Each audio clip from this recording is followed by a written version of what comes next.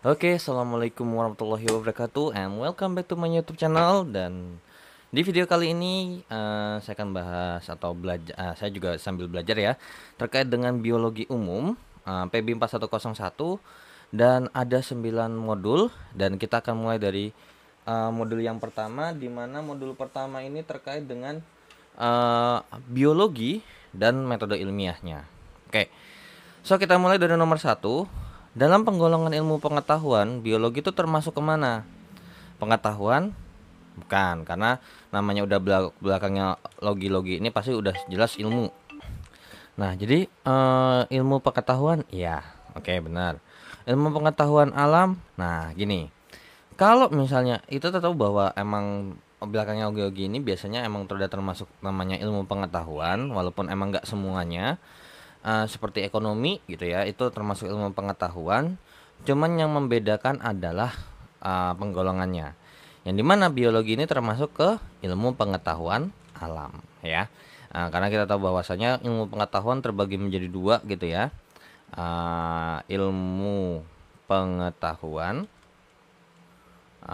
terbagi menjadi dua, yang namanya ada ilmu alam, yang biasa kita sebut dengan IPA ya, ilmu pengetahuan alam, sama IPS seperti itu ya, walaupun sebenarnya ada nih bahasa nih. Nah, cuman yang biasa paling sering ini adalah IPA sama IPS. Makanya biasanya kalau jurusan apa namanya, nah terkait dengan jurusan ketika memilih gitu ya, ada Saintek sama ada Soshum ya. Oke, jadi IPA itu ya jelas banget ada termasuk biologi ya. Oke, and then nomor 2, objek yang dipelajari dalam biologi adalah di bawah ini kecuali tumbuhan. Iya. Di sini tumbuhan ini banyak banget yang dibahas, bisa secara umum terkait dengan morfologinya, morfologi daun, batang, ya kan, akar, and then apa namanya, botani, yang dimana botani ini terkait dengan perilaku daripada hewan, daripada tumbuhan, sorry. So ini bisa hewan, ini juga sama nih, bisa morfologi, bahkan juga kita bahas fisiologi. Seperti misalnya fisiologi nih, kayak kenapa kok kakinya hewan itu beda-beda? Oh, ternyata karena berdasarkan pada kegunaannya. Misalnya contoh ayam yang kakinya begini, sama bebek yang ada selaputnya, sama elang yang cakarnya tajam, itu pasti berbeda kan kegunaannya. Terus juga morfologinya beda-beda. And then ada yang namanya zoologi juga. Zoologi itu tingkah laku daripada hewan. Jadi sama kayak botani lah. Jadi kalau botani khusus tumbuhan, kalau zoologi itu untuk hewan. Mikroorganisme ini jelas banget, mikroorganisme ya ada yang namanya mikrobiologi ya, yang dimana terkait dengan ukuran-ukuran yang kecil tuh. Terus parasit, tentang terkait dengan parasit gitu ya. Seperti itu ya. Oke, jadi ini ada. Bagaimana dengan kelembapan udara? Ada nggak? Nggak ada. Karena kelembapan udara ini ada di bagian fisika. So, jawabannya nomor 2 adalah yang D. Oke, kita lanjut ke nomor 3. Membersihkan saluran air di sekolah merupakan salah satu objek sasaran yang mana? Geografi tidak, karena kalau geografi itu berarti menjelaskan terkait dengan ilmu-ilmu yang berdasarkan dengan bumi. Nah, geologi ini juga geologi itu adalah cabang daripada si geografinya itu sendiri ya, terkait dengan bumi juga. Nah, antara dua nih, ekologi atau sanitasi. Nah, kalau ekologi itu biasanya terkait dengan mempelajari tingkah laku yang ada di ekosistem. Sedangkan kalau sanitasi terkait dengan kehigienisan, kebersihan lingkungan. Jadi nomor 3 jawabannya B ya. Nah, kita hapus untuk soal nomor 1 sampai nomor 3-nya, dan kita akan lanjut ke soal nomor 4, 5, dan 6. Terkait dengan nomor 4, 5, 6, mungkin ini sekaligus aja kali ya. Sekaligus nomor 7. Oke.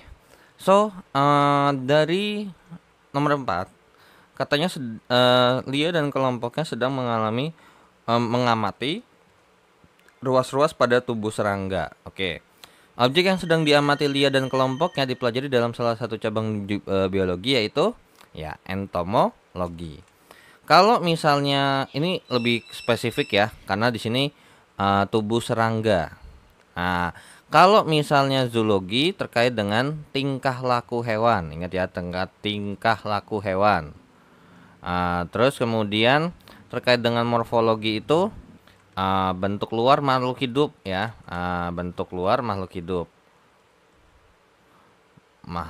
hidup.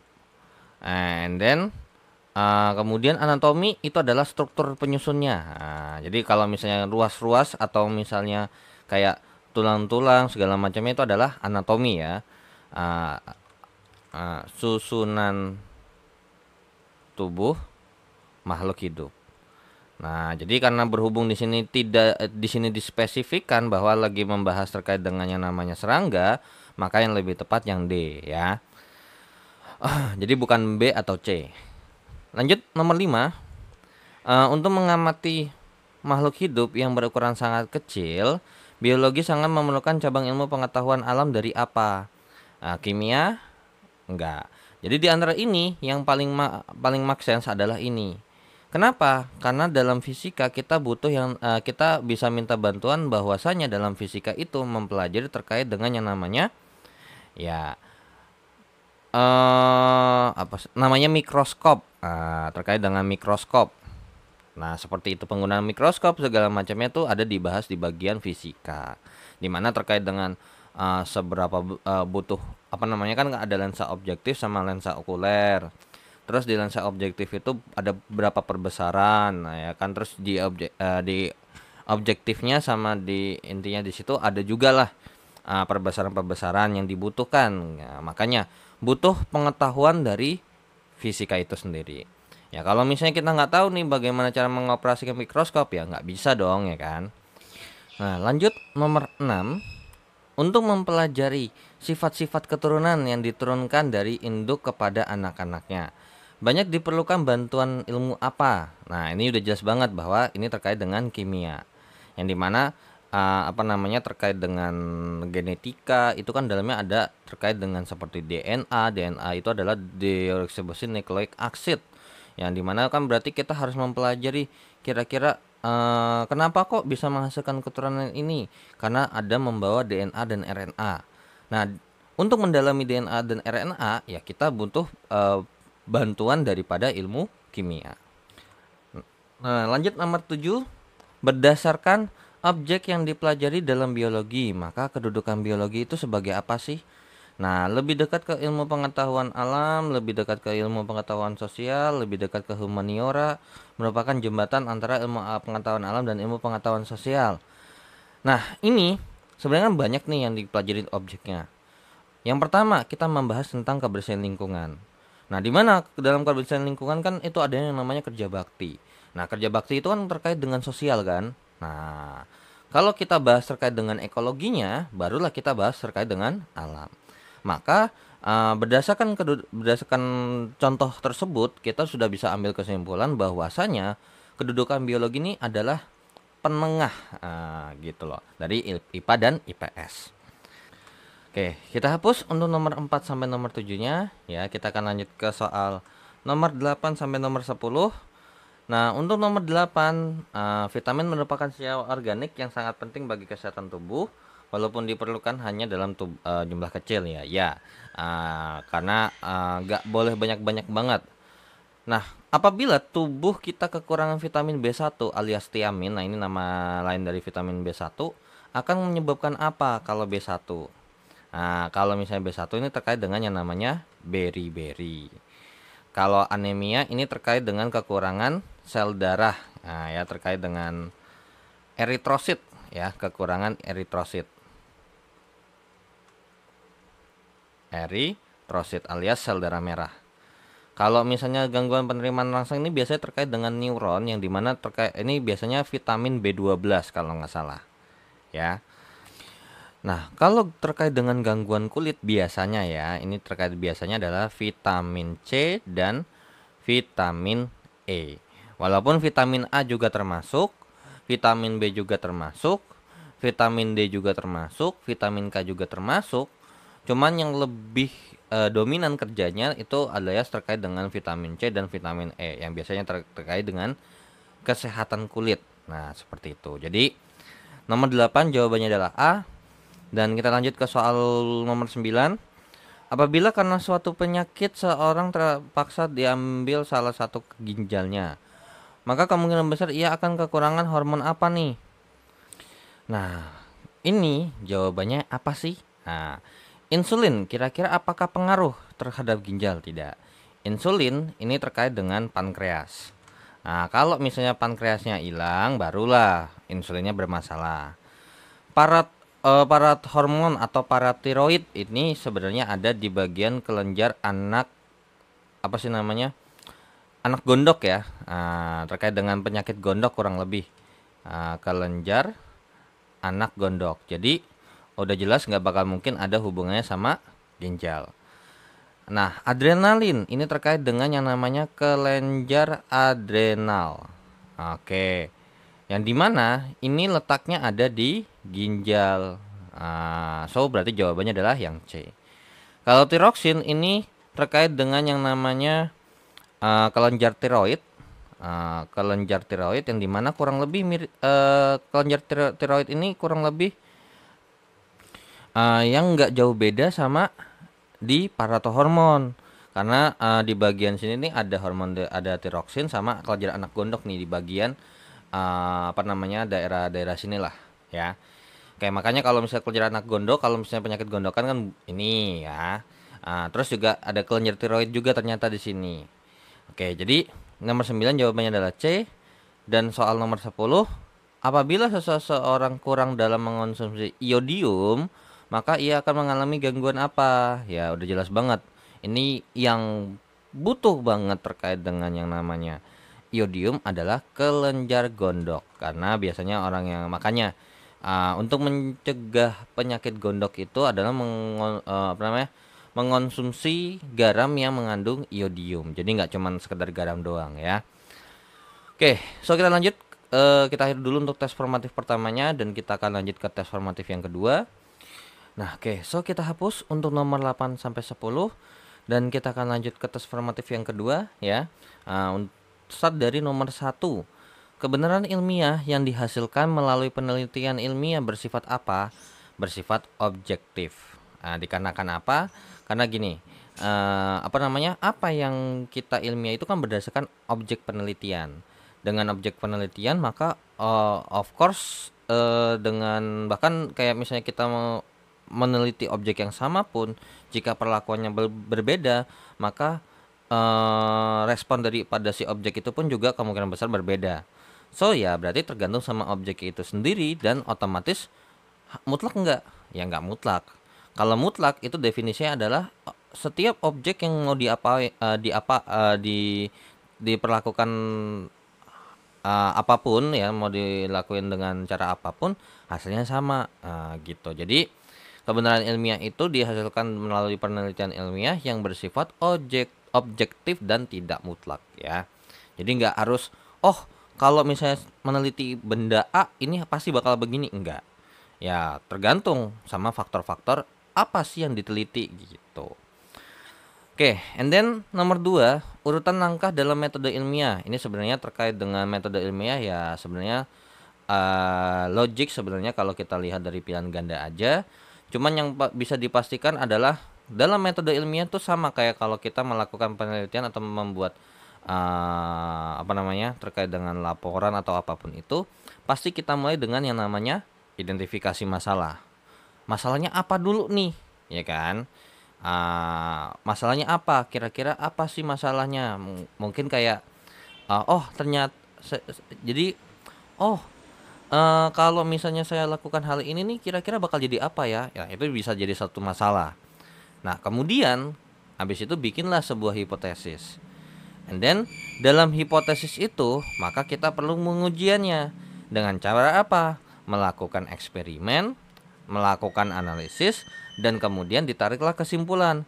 Apakah hipotesisnya ini benar apa salah gitu ya? Atau punya apa mungkin punya kesimpulan yang lain ya. Jadi terkait dengan pengujian hipotesis itu kurang lebih seperti inilah mekanismenya. Jadi nomor 2 jawabannya adalah yang B. Oke, nomor 3. Pengumpulan data untuk menguji hipotesis dapat dilakukan dengan cara-cara berikut. Ini udah jelas banget bahwasanya ini yang nggak bakal mungkin, jawabannya adalah yang B. Karena sejak kapan kita nyari data pakai logis? Ya, kalau datanya 5 cm masa kita mikir, oh ini 6 cm deh berdasarkan logika. Kan nggak bisa, harus diukur.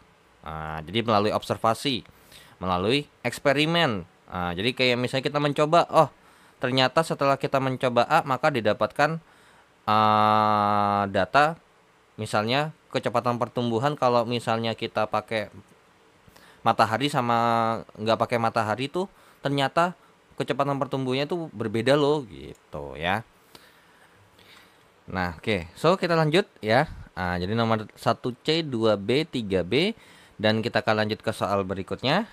4, 5, 6 dan 7 terkait dengan nomor 4 bahwasanya kita punya informasi di soal bahwa sikap ilmiah yang harus diterapkan pada saat penelitian mengumpulkan data di lapangan adalah sikap ilmiah. Oh, intinya sikap ilmiah kira-kira yang di bawah ini kecuali apa nih? Jujur, ya pasti harus. Objektif, jelas ya. Objektif harus berdasarkan objek, harus tidak mutlak alias berdasarkan apa yang ada di situ. Teliti sudah jelas karena kalau nggak teliti otomatis bisa jadi penelitiannya nggak valid. And then subjektif ya jelas salah. Kita nggak boleh berdasarkan penilaian dari diri kita masing-masing. Jadi harus berdasarkan apa yang ada di situ. Ya. Oke. Nomor 5. Sampai abad ke-19 perkembangan biologi kalah jika dibandingkan dengan fisika dan kimia. Hal ini disebabkan karena apa? Objek penelitian dalam biologi lebih sedikit? Enggak, karena dalam biologi, fisika, kimia itu berarti otomatis objeknya sama kok. Bahkan kalau dibandingin sama kimia, kimia itu malah meneliti sesuatu yang di dalamnya yang nggak bisa kita lihat gitu kan. Beda sama biologi. Biologi misalnya nih air, kita anggap aja oh tumbuhan dikasih air, oh itu ada di dalam kehidupan kita sehari-hari. Bahkan kita nggak perlu ribet-ribet banget kita bikin sendiri. Kita lihat aja di alam tuh banyak kok. Nah, kurangnya tenaga ahli tidak ya. Jadi ini enggak. Keterlambatan penggunaan metode ilmiah iya, karena masalah terkait dengan ini bisa jadi ya. Kuatnya pengaruh gereja tidak. Jadi nomor 5 jawabannya adalah yang C. Kalau emang kuatnya pengaruh gereja, fisika sama kimia apalagi? Ya kan? Karena kalau kimia kita terkait dengan terkait dengan otak-atik DNA kan. Fisika terkait dengan teori atom ya, dimana teori atom ini kan berarti terkait dengan radioaktivitas juga kan, bahkan sampai ke nuklir gitu. Oke, nomor 6. Produk ilmiah yang mempunyai derajat ketetapan paling tinggi. Konsep itu tergantung sama pendekatan, prinsip apalagi, teori apalagi. Teori ini cuma sekedar teori. Ya udah, belum tentu yang namanya bisa dipatenkan. Kayak misalnya teori evolusi. Tidak semua setuju. Nah, cuman kalau misalnya kita lebih tinggi lagi, lebih dalamin lagi, oh ternyata teori ini didasarkan prinsip ini dan konsep seperti bahwa konsep evolusi atau prinsip evolusi itu tergantung teorinya begini. Nah, tapi evolusi tidak akan pernah mencapai hukum. Karena hukum ini paling tinggi nih dan udah pasti. Contoh hukum gravitasi Newton, hukum gerak Newton kalau di ini ya. Terus hukum Mendel kalau di biologi tuh hukum Mendel ya kan, yang dimana tentang pewarisan sifat bahkan sudah terbukti, bahkan peneliti atau ahli-ahli yang lain tuh juga kalau meneliti mendapatkan kurang lebih yang relatif sama jawabannya. Nah itu baru namanya hukum ya. Nomor 7, yang dimaksud dengan hipotesis adalah dugaan sementara ya. Oke, so kita lanjut ke soal berikutnya.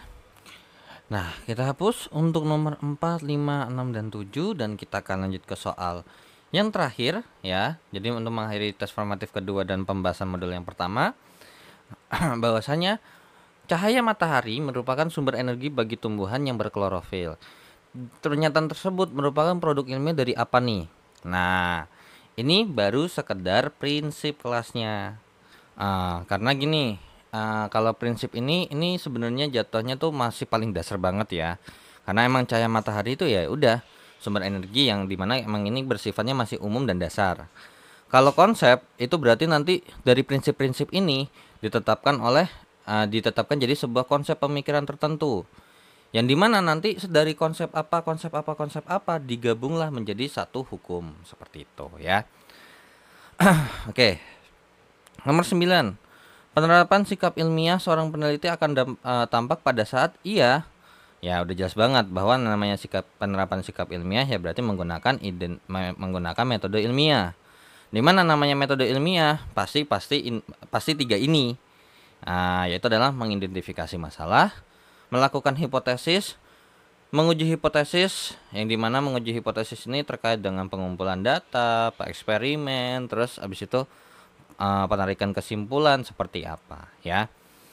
Oke, nomor 10, penggunaan metode ilmiah pada masa datang diarahkan untuk, nah ini ngaco ya. Kenapa ngaco? Lihat aja, masa penggunaan metode ilmiah di masa datang masa ada hubungannya dengan kurangnya tenaga ahli, keterlambatan.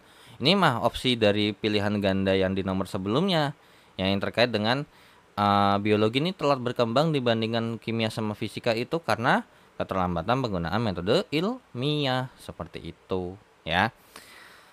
Oke, so dengan begitu saya hari dulu untuk pembahasan modul pertama untuk matkul biologi umum, dan saya ucapkan terima kasih bagi yang sudah menonton video ini, dan jangan lupa untuk di like dan di share, di subscribe channelnya jika bermanfaat, dan saya ucapkan juga terima kasih yang sudah donasi di saweria.co dan scan kirisnya. Dan jika ada kekeliruan ataupun pertanyaan langsung saja di chat kolom komentar, dan saya izin pamit.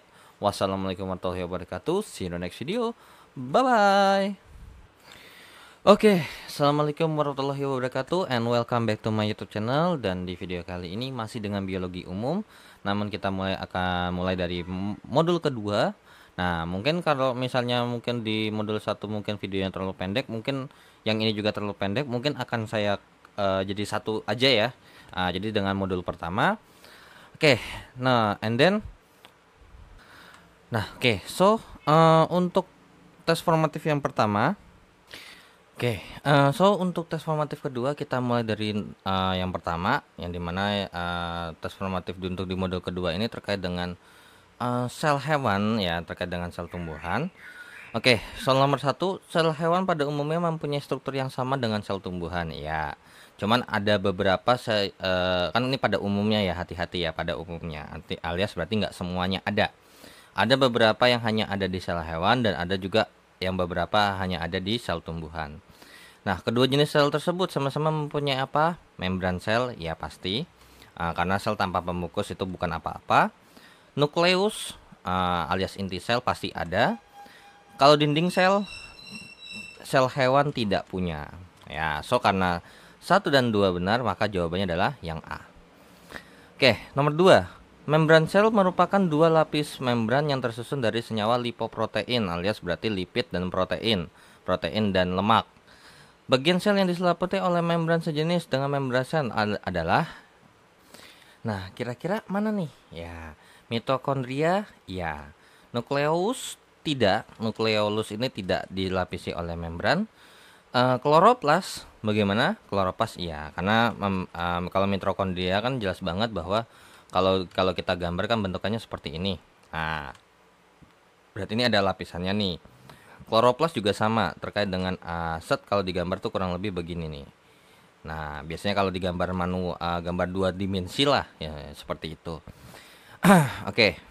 So karena 1 dan 3 benar, maka jawabannya adalah yang B.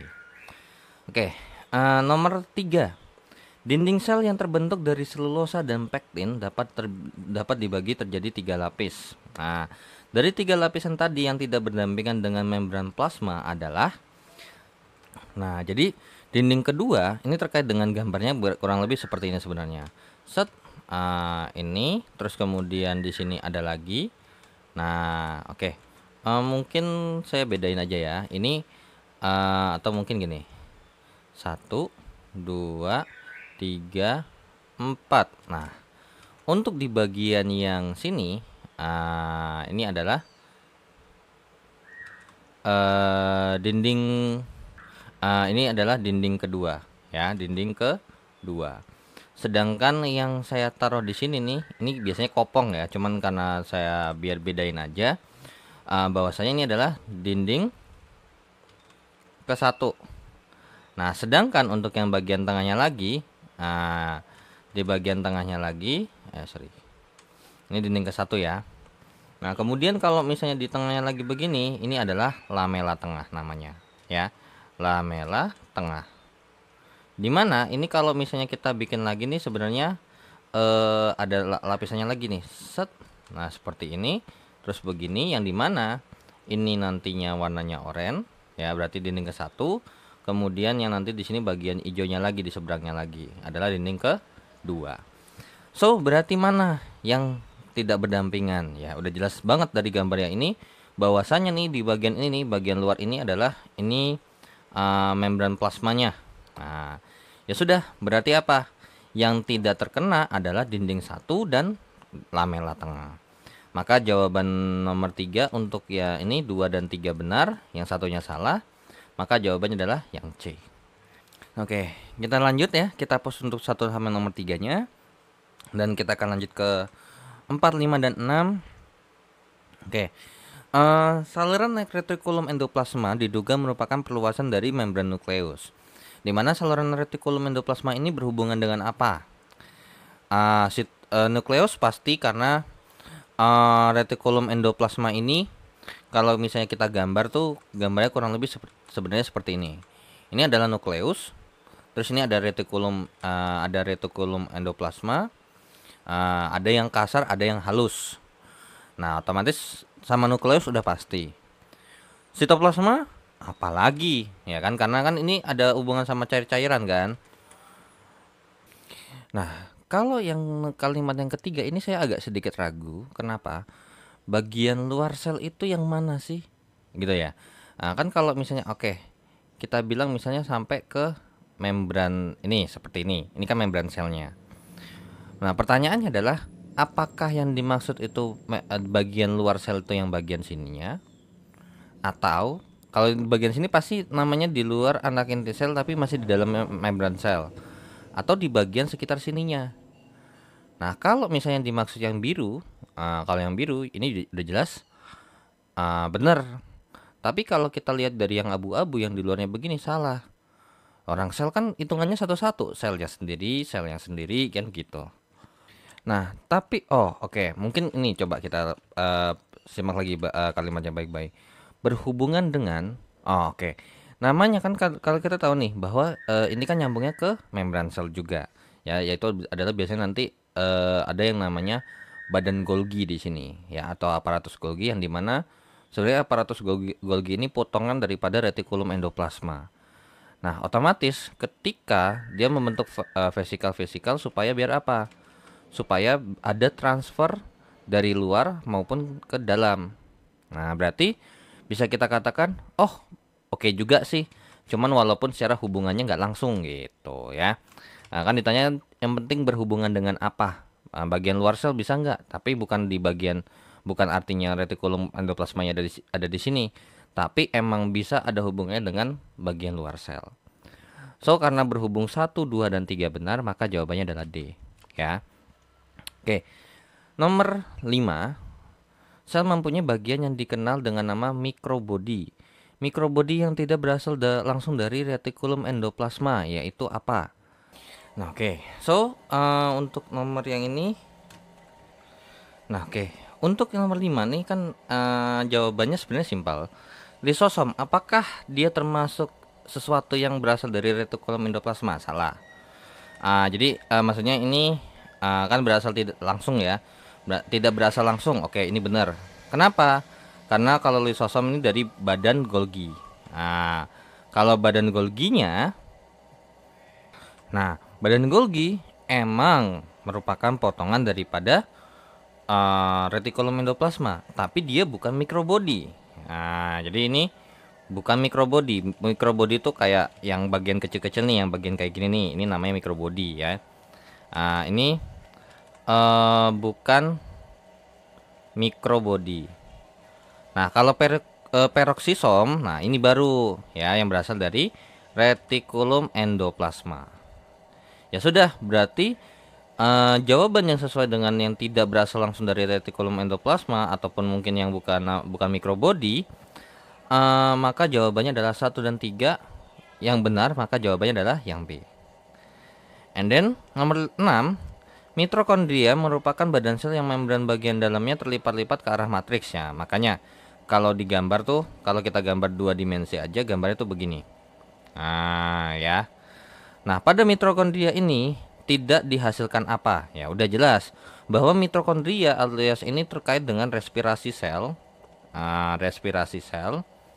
Respirasi sel yang dimana yang namanya respirasi ini menghasilkan energi saja. Nah, ya menghasilkan energi untuk aktivitas sel, ya. Untuk aktivitas di dalam sel. So, yang tidak dapat dihasilkan ya benar karbohidrat tidak dapat dihasilkan, protein apalagi. Kalau energi dapat dihasilkan. Maka jawabannya adalah 1 dan 2 benar, maka jawabannya adalah yang A. Oke, so kita lanjut ke soal berikutnya. Oke, kita hapus untuk soal nomor 4, 5, dan 6. Dan kita akan lanjut ke soal nomor 7, 8, 9, dan 10. Oke, nomor 7 terkait dengan plastida. Plastida itu adalah kurang lebih kalau kita kenal dengan yang namanya klorofil, ya. Itu salah satu jenis plastida. Merupakan badan sel yang hanya ada pada tumbuhan, ya. Emang benar, makanya klorofil cuma hanya ada pada tumbuhan. Pada umumnya plastida berfungsi sebagai tempat apa nih? Ini udah jelas banget bahwasanya ya ini yang pasti 1 benar, 2 benar, 3 salah. Karena plastida ini sebagai menyimpan membentuk yang namanya zat hijau daun atau kita bisa sebut dengan kloroplas lah ya. Oke, so jawabannya adalah yang A. Nomor 8. Vakuola kadang dikenal juga dengan rongga sel, ternyata bukan merupakan rongga kosong. Ya, emang ada isinya sebenarnya. Di dalam rongga tersebut dapat kita temukan apa? Nah, jadi di vakuola itu, nah, untuk terkait dengan vakuola itu biasanya berfungsi sebagai tempat penyimpanan air dan nutrisi. So, nutrisi apa sih yang kalau misalnya emang bisa dipakai gitu, tapi nggak langsung dipakai, mungkin disimpan dulu misalnya. Itu apa? Yaitu adalah gula, iya. Garam juga iya. Nitrogen juga iya. Seperti itu ya. Oke, jadi jawabannya untuk 1, 2, dan 3 benar, jawabannya adalah yang D. Oke, so nomor 9. Nukleus yang terletak pada bagian tengah sel terbungkus oleh 2 lapis membran. Dimana nukleus ini mempunyai apa? Ciri-cirinya adalah membrannya mengandung kromatin. Salah, justru di dalamnya baru ada kromatin. Membrannya berpori-pori, iya. Emang berpori-pori kok. Kalau jadi kayak ada bintik-bintiknya gitu. Membrannya berhubungan dengan retikulum endoplasma, betul. So, jawabannya 2 dan 3 benar, maka jawabannya adalah C. Oke, kita lanjut ke soal nomor 10. Untuk tes formatif satunya, pada siklus hidup sel terdapat fase-fase yang saling berkaitan. Fase yang mempunyai ciri yang sama adalah, nah, jadi sebenarnya kalau masalah ini untuk nomor 10 ini terkait dengan pengertiannya. Kalau misalnya berdasarkan informasi yang di buku, untuk spesifikannya pasti berbeda ya. Kalau secara spesifik berbeda ya jelas. Kalau misalnya spesifiknya sama, masa dipisahkan gitu. Jadi kalau misalnya G di sini nih fase G itu adalah dari kata adalah fase growth atau perkembangan ya. Nah, sedangkan kalau untuk fase S itu adalah fase sintesis, ya. Jadi namanya perkembangan yang S itu sintesis. Dari sini sebenarnya kita udah punya informasi jawaban bahwasanya otomatis ciri yang sama pasti yang G1 sama G2. Nah, dimana G-nya ini adalah growth, artinya perkembangan nomor 1 sama perkembangan nomor 2 atau gap 1 sama gap 2 ini itu pasti punya ciri yang sama, walaupun secara spesifiknya kegiatannya berbeda. Kalau dibandingin growth sama sintesis, sintesis ini terkait dengan pembuatan yang lebih dalamnya lagi, bukan merupakan organ-organnya seperti itu ya. Oke, so karena 1 dan 2 benar, maka jawabannya adalah yang A.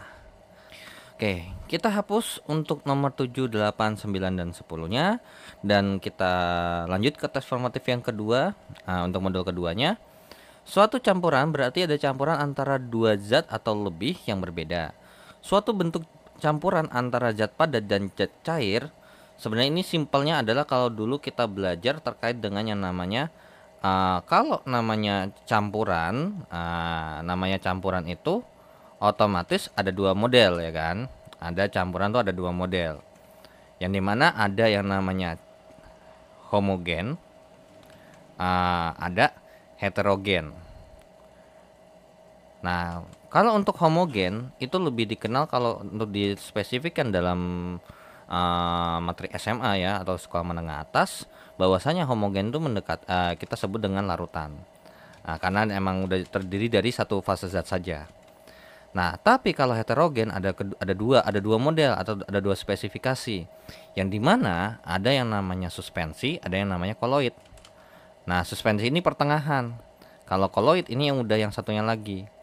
Jadi kalau misalnya kelihatan banget itu pasti koloid, kalau yang masih abu-abu itu adalah suspensi. Nah, jadi bisa kita katakan bahwasanya campurannya itu kalau misalnya ini dapat berbentuk apa ya, bisa larutan. Kalau misalnya kita mencampurkan A dengan B, misalnya ternyata jadi satu kesatuan, ternyata jadinya larutan. Oke.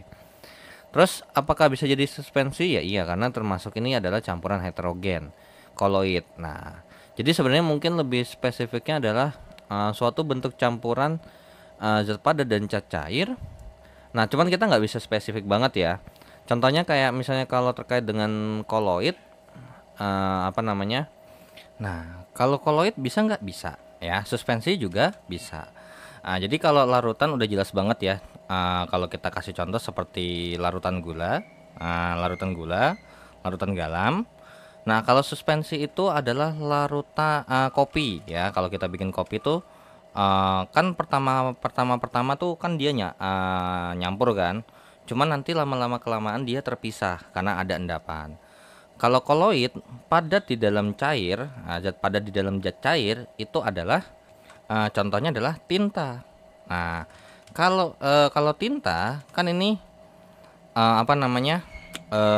Tinta ini kayak seolah-olah ya dia nyampur kan. Cuman padahal sebenarnya ada apa namanya? Ada zat padat yang dimana sebenarnya terpisah sehingga kita bisa menulis. Karena kalau cuma zat cair doang alias kalau cuma zat cair doang aja bisa, kenapa kita nggak nulis pakai air? Ngapain pakai tinta? Kan gitu.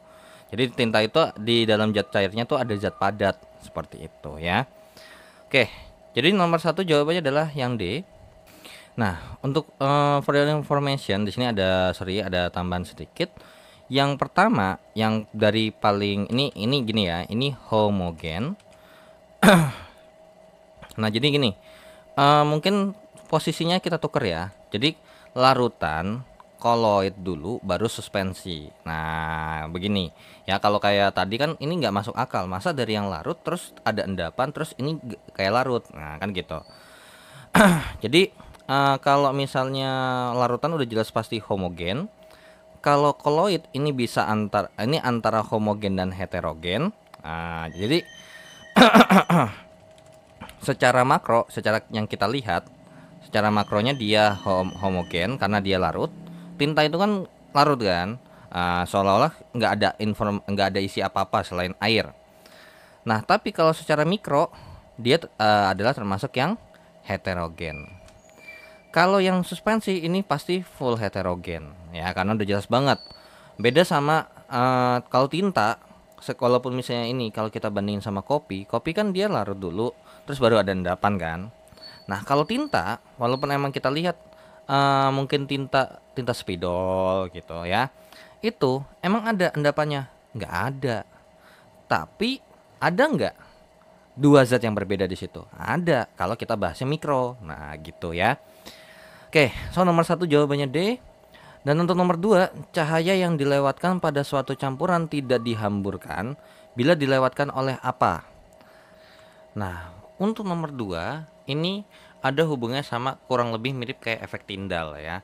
Efek Tyndall ini adalah efek pada sifat koloid ya. Kalau ini kan nomor 1. Nah, untuk nomor 2 biasanya ini di kayak misalnya saya punya sesuatu, misalnya ini saya punya larutan, saya punya koloid gitu ya. Saya punya suspensi. Nah, di mana ini apa namanya? Kalau ini kan larutan, koloid, suspensi, yang dimana ketika kita punya sesuatu, misalnya nih, saya punya senter nih, ya kan, set set set set, nah maka akan membentuk yang namanya garis dong ya kan. Nah, ini garis cahayanya misalnya. Ternyata yang apa namanya, kalau larutan bakal kelihatan nggak sih? Tidak, karena larutan itu kan menjadi satu ini. Sehingga kalau kita kasih senter, dia akan lewat. Nggak ada berkas cahayanya. Nah, jadi yang ini kita anggapnya intinya ada berkas cahaya nggak sih di bagian yang campurannya. Nah, kalau untuk koloid bagaimana? Ada nggak? Ada. Jadi nanti dia ada nih kalau koloid. Nah, kalau suspensi, nah ini nih kalau suspensi kondisinya saat apa? Kalau kondisinya saat ketika dicampur, ya kan, ketika dicampur dan belum membentuk endapan, ya kan. Nah, bagaimana kalau suspensi? Nah, kalau suspensi, ini sebenarnya mirip kayak larutan malah justru ya. Cuman pada praktek pada teorinya justru ini sama kayak koloid. Jadi ada berkas cahayanya nih di sini. Jadi apa namanya? Larutan nggak ada alias diluruskan. Kalau koloid ini di sini jadinya jatuhnya adalah apa namanya? Di sini kayak ditahan, jadi kayak ada berkas cahayanya. Kalau suspensi itu nggak begitu. Nah, mungkin akibat apa gini. Jadi ini mungkin ada tapi jarang banget ya. Tapi kalau misalnya kita bilang, oh, kalau kayak gitu kan berarti khusus koloid aja karena efek tindal ini hanya ada di koloid alias terjadi penghamburan cahaya. Kalau larutan sama suspensi nggak begitu mekanismenya. Jadi dia langsung loss aja gitu ya. Jadi sebenarnya ini terkait dengan efek tindal yang ada di koloid gitu ya. Jadi untuk suspensi pada kenyataannya kalau emang kita kalau mungkin search itu di Google ya, bahwasanya kalau larutan, koloid, kalau suspensi ini nanti ada gitu. Cuman kalau misal mungkin saya bikin jarang banget ya. Karena ini kayak ada nggak ada gitu ya. Cuman yang pasti jelas adalah karena terdiri dari dua fase secara mikro gitu ya. Apa namanya, secara makronya homogen, dalamnya mikronya adalah heterogen kan gitu. Maka akan terjadi penghamburan karena dia kan jadinya dibilang nyampur tapi nggak nyampur gitu. Kalau suspensi emang beneran nggak nyampur. Nah, jadi emang terpisah. Nah, dan kalau emang misalnya contoh kita bikin kopi deh, emang bisa kalau kita senterin dia nembus, kan enggak gitu ya. Oke, jadi untuk nomor 2 terkait dengan ini yang koloid yang tidak dihamburkan ya. Kalau koloid ini dihamburkan karena ada efek tindal. Kalau suspensi tidak, kalau larutan juga tidak. Maka jawaban yang tidak adalah yang 2 dan 3, maka jawabannya adalah yang C ya. Ingat 12A, 13B, 23C, 123D. Oke, and then untuk nomor 3.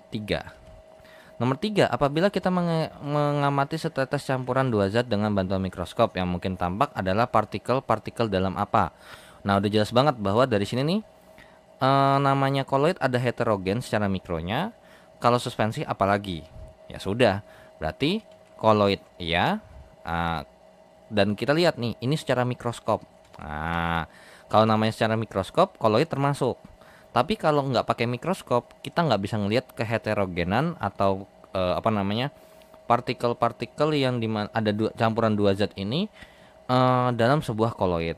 Kalau suspensi udah pasti, mau pakai mikroskop atau enggak juga ketahuan ya. Larutan tentu tidak ya, karena larutan udah jelas banget bahwa ini adalah homogen, yang artinya berarti kalau emang ada ya juga jadi kesatuan gitu ya.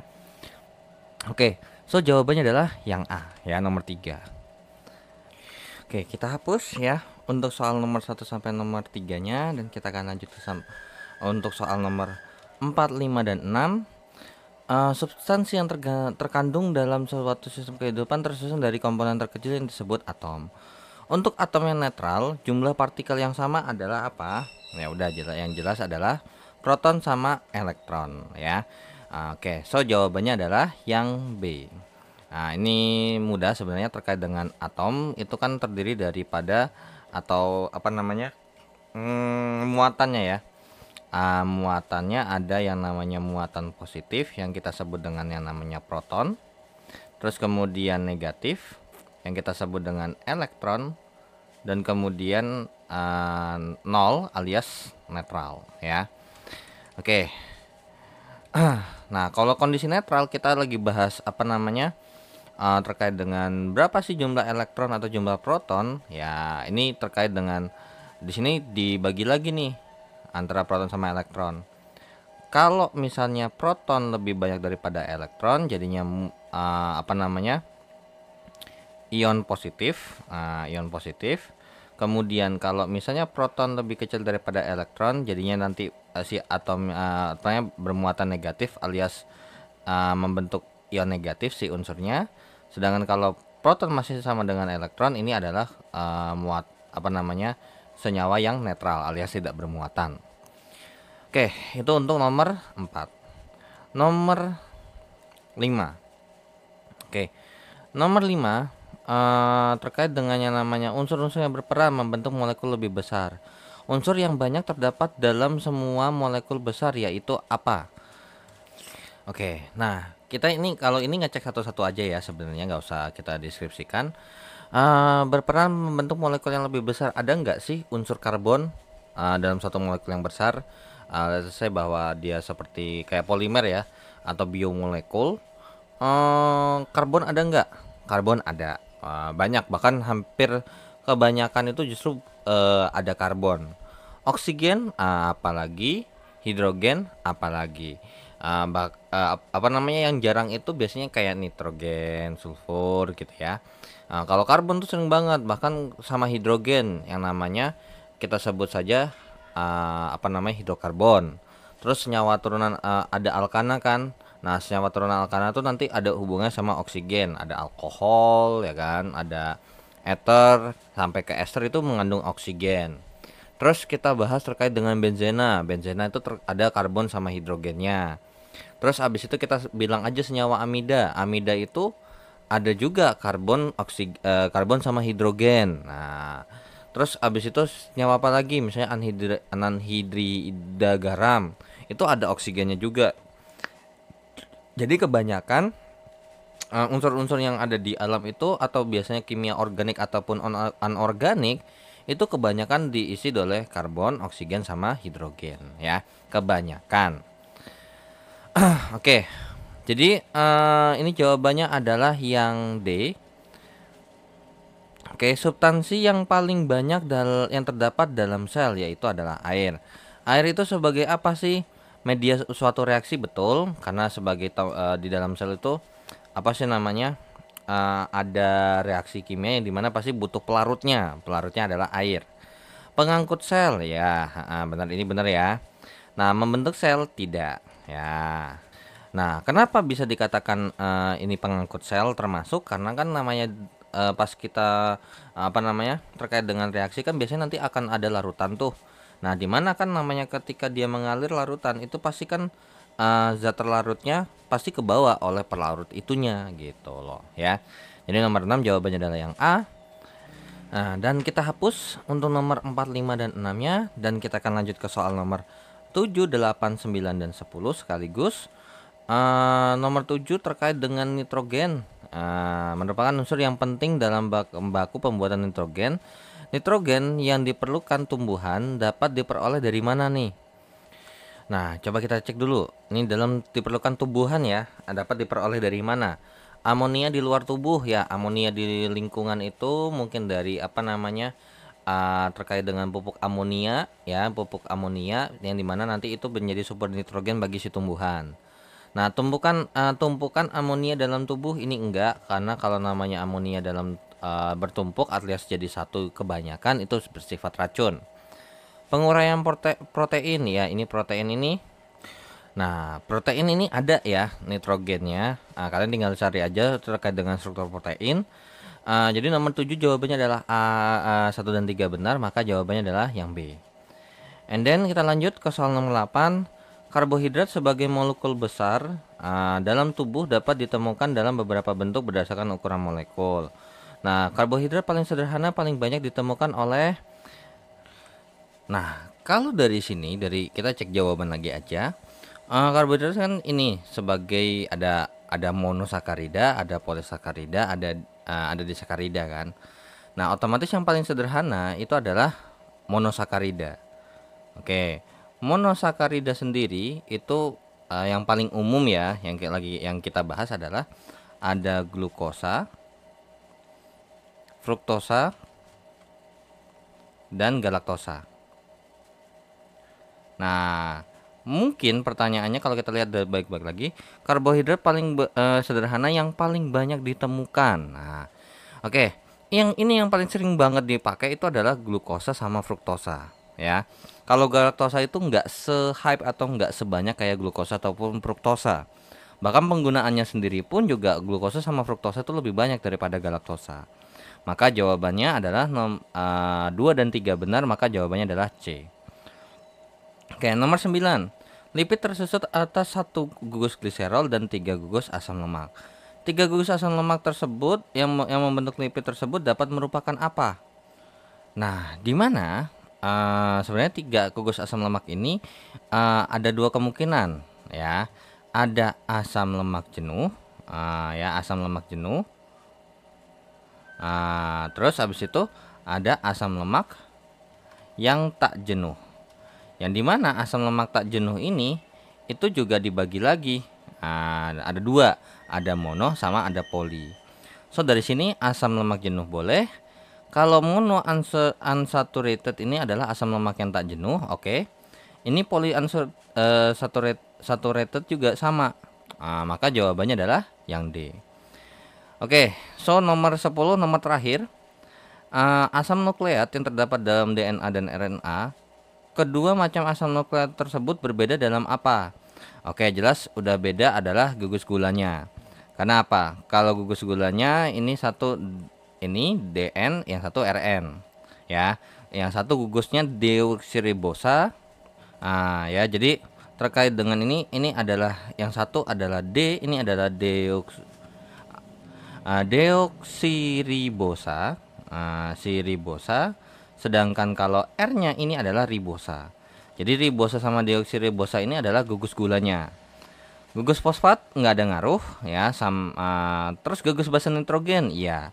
Kalau misalnya DNA itu adalah ATSG, ya, adenin, timin, sitosin, guanin.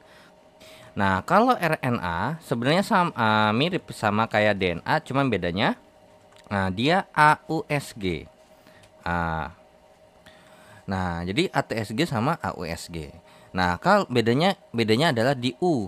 Kalau U di sini adalah urasil, kalau yang T di sini adalah timin, ya, timin. Kalau ini adenin, guanin, sama S-nya adalah sitosin, ya. So DNA sama RNA berbeda dalam gugus gula dan gugus basa nitrogennya, ya. Oke, so jawabannya 1 dan 3 benar, maka jawabannya adalah yang B. Oke, so dengan begitu saya akhiri dulu untuk pembahasan tes formatif 1 dan tes formatif 2-nya ya. Kalau ya harusnya ini saya sambung. Dan saya ucapkan terima kasih yang sudah menonton video ini. Dan jangan lupa untuk di like dan di share, di subscribe channelnya jika bermanfaat. Dan saya ucapkan terima kasih juga yang sudah donasi di saweria.co dan scan QRIS-nya. Dan jika ada kekeliruan ataupun pertanyaan, langsung saja di chat di kolom komentar. Dan saya izin pamit. Wassalamualaikum warahmatullahi wabarakatuh. See you in the next video. Bye-bye.